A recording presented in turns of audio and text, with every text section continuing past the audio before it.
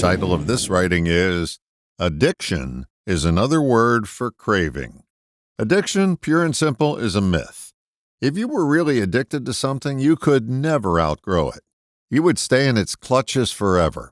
The dictionary defines addiction as an inclination or proclivity. We have a proclivity towards something that many groups have arbitrarily deemed us powerless against. If we were powerless, we could never put an addiction behind us.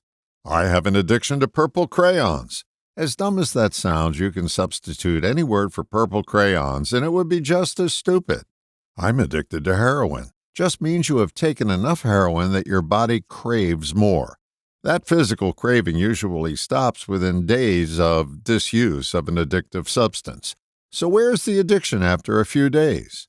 It's in your mind.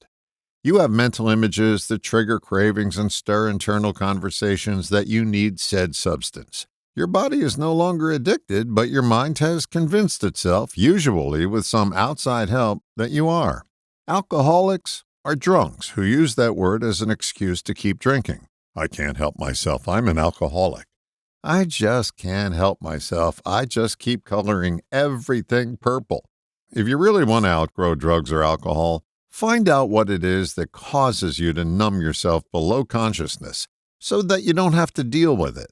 Then you'll be on your way to discovering that your addiction was a vehicle to avoid something, usually something that caused you emotional pain.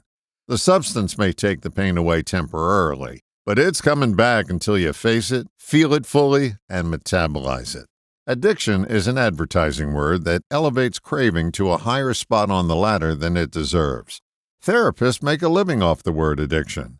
Craving doesn't sell as well as addiction, but that's what an addiction is.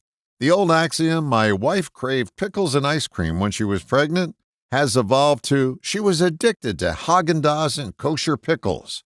Addiction is too solid a concept. We need to examine it more closely and see the porosity in it, the holes in the argument, so to speak. I have no quibble with organizations helping people with their cravings. I love AA's way of getting people past the denial that alcohol is interfering with the quality of their life. That's a great achievement. The rest of their model, to my mind, is unsubstantiated lore. The words of the late Dr. Dave Dobson ring in my ears. People are their own best therapists. And Socrates warned us not to pay attention to the masses when he offered, know thyself.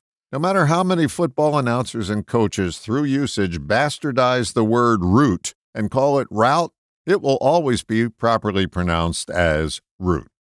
In the same vein, craving will never be an addiction, no matter how many people claim it to be so.